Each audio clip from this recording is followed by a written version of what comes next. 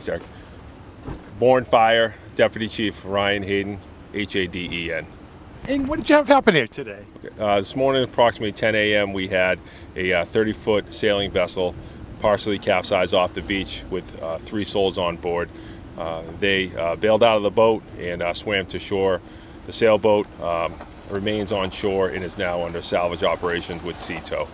And no injuries? No injuries, and we did not transport any parties to the hospital.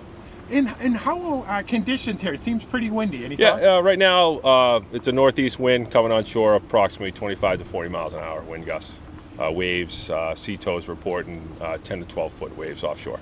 And any comments about like life jackets or anything for upcoming Memorial Day? Or Yeah, absolutely. Always encourage life jackets. All 3 people on board were wearing life jackets when they came to shore. They were using the life jackets. They floated in with the waves. Passerbys commented on that when they saw that happen. They called 911 and found the boat down the beach a little ways down the shore.